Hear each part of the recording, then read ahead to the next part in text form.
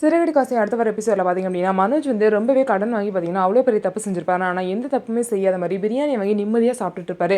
ஆனால் இன்னும் சைடு முத்து மீனா பார்த்திங்க அப்படின்னா கடுமையாக உழைச்சி பணத்தை ரெடி பண்ணுவாங்க. அதுக்கப்புறம் அவங்க போட்டிருந்த தாலி செயினை கூட விற்று பார்த்திங்க அப்படின்னா அதிலெல்லாம் பணத்தை ரெடி பண்ணி எப்படியோ 9 லட்ச ரூபாய் கிட்ட சேர்த்துருவாங்க. அதுக்கப்புறம் ரவி ஸ்ருதியும் அவங்களால முடிஞ்ச 1 லட்ச ரூபாய் கொடுத்து ஹெல்ப் பண்ணுவாங்க. இப்போ இந்த 10 லட்ச ரூபாயை பார்த்திங்க அப்படின்னா மீனா முத்து 2 பேரும் சேர்ந்து போய் அந்த ஃபினான்ஷியர் கிட்ட கொடுத்துட்டு வருவாங்க. ஏன்னா இவ்வளோ சீக்கிரம் இந்த பணத்தை ரெடி பண்ணிட்டீங்க அப்படின்னு சொல்லிட்டு அவங்களும் கேட்டுட்டு அதுக்கப்புறம் வாங்கிப்பாங்க.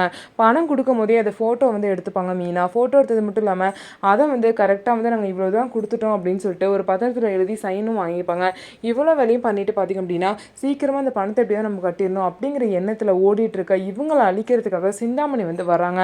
சிந்தாமணி இவங்க 2 பேரும் ஃபினான்ஸ் ஆஃபீஸர் வந்து போகிறத பார்த்துட்டு அவங்க கிட்ட போய் எதுக்காக இவங்க வந்துட்டு போகிறாங்கன்னு சொல்லிட்டு அந்த ஃபினான்ஸ் ஆஃபீஸர் கிட்ட சிந்தாமணி கேட்குறாங்க. அவங்க வந்து 10 லட்ச ரூபா அசலை கட்டிட்டு போகிறாங்க அப்படின்னு சொல்லும்போது அவ்வளோ சீக்கிரம் அவங்க கட்டி முடிச்சிருவாங்களா? நான் அவங்கள 2 பேரும் நிம்மதியாகவே வாழ விட மாட்டேன், அவங்க 2 பேரையும் ரோட்டுக்கு வர வைக்கிறேன், அந்த வீட்டில் அவங்க நிம்மதியாகவே வாழ முடியாது அப்படின்னு சொல்கிறாங்க. அதுக்கு வந்து சிந்தாமணி ஒரு பிளானை கொடுக்குறாங்க. அவங்க வந்து பணத்தை கட்டி முடிக்க முடியாது, அதுக்குள்ளே உங்களுக்கு பிரச்சனை கொடுத்துட்டே இருக்கணும். மனோஜ் அந்த பத்திரத்தில் அவங்க அப்பா கையெழுத்து போட்டு ஃப்ராடு பண்ணால அதுக்கு வந்து நீங்கள் போலீஸ் கம்ப்ளைண்ட் கொடுங்க அப்படின்னு சொல்லிட்டு சிந்தாமணி வந்து ஐடியா கொடுக்குறாங்க. இதை கேட்டு அந்த ஃபினான்ஷியர் போலீஸ் கம்ப்ளைண்ட் கொடுக்குறாரு. போலீஸ் வந்து மனோஜ் வந்து அரெஸ்ட் பண்ணிட்டு போய் ஜெயிலில் வைக்கிறாங்க. இதுக்கப்புறம் மனோஜ் எப்படி வீட்டில் எல்லாரும் காப்பாற்ற போகிறாங்க, என்ன நடக்க போகுது அப்படின்னு சொல்லிட்டு வெயிட் பண்ணி பார்க்கலாம். நம்ம வீடியோ உங்களுக்கு பிடிச்சிருந்தா நம்ம வீடியோவை லைக் பண்ணிட்டு பாருங்கள்.